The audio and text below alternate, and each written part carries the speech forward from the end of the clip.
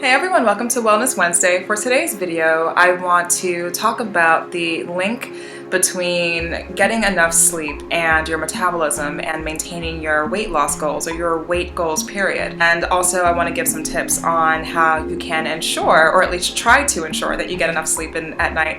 I know for a fact that if I don't get enough sleep, I am a hot mess the next day. I love to work out in the mornings. I love to get a lot of things done early in the morning. So I know exactly by what time I need to go to bed in order to actually function at a normal level the next day. It's interesting. I read that sleeping less than 7 hours per night can actually disrupt your body's ability to properly regulate appetite and caloric intake. And also the hormones responsible for the feeling of hunger and of being full after a meal are thrown out of sync, potentially resulting in overeating. And I can definitely relate to this.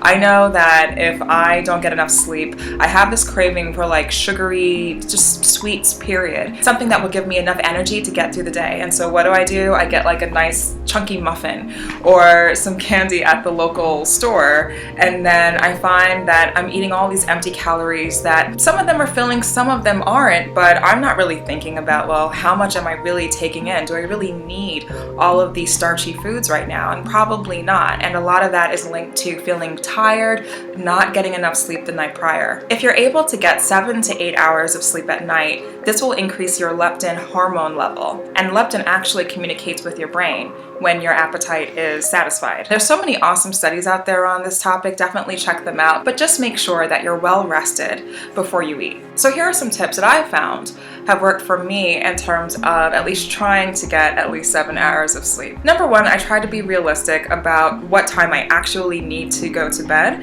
in order to get 7 to 8 hours of sleep. I always like to back out those hours and I make a mental note, okay, I need to be in bed by XYZ time in order to make sure I get enough sleep. Number two is exercise. So I've heard different things about whether it's better to work out in the morning, in the afternoon, in the evening, and so on, but just make sure you're getting exercise. I read that regular exercise can help normalize circadian rhythms, tone down the sympathetic nervous system, and also regulate endocrine function. I personally find that when I work out super early in the morning, I'm a lot more snoozy after work and in the evening hours, and it's easier for me just to get some shut-eye. If I work out in the evening, I actually find that knocks me out as well, and I'm super sleepy and I want to go to bed. So I think it just depends on what works for you, but I'm sure there are a zillion studies out there on this topic as well. My next tip is monitor your sleeping habits. So I find that it's pretty difficult without a device to determine how much sleep I'm getting. So I actually like to use my Fitbit. I find that with the Fitbit device, it's pretty cool to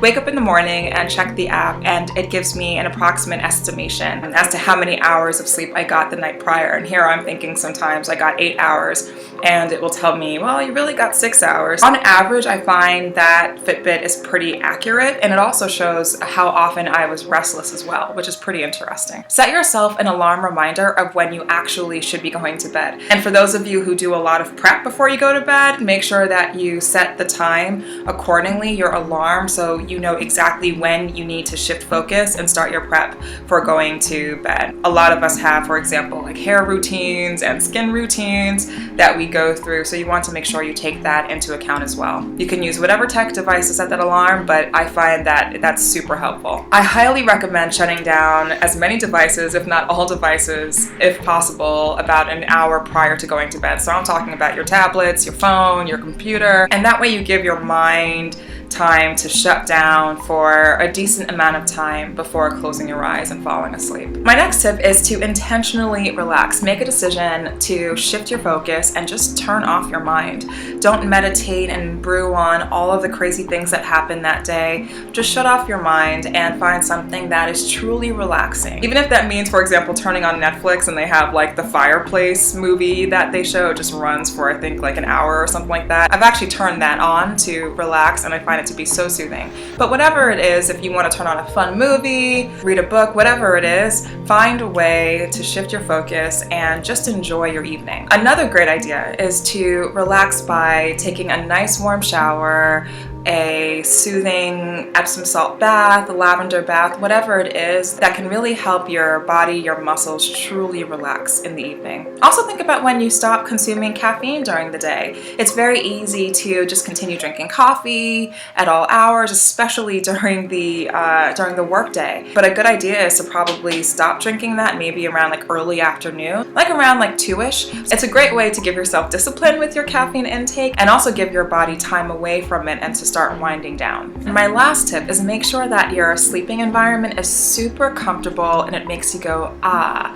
So for example, I love super comfy pillows, I love scented candles, I love super soft sheets, I love fleece blankets, I love a great temperature, not too hot but not too cold. I love a great color scheme in my bedroom. The lighting scheme in your bedroom is super important as well. Just think about that perfect mix of colors and just the overall environment of your bedroom that will help you get better shut-eye at night. All right, so that's it for Wellness Wednesday. I hope you enjoyed. I have more videos on the way, so stay tuned.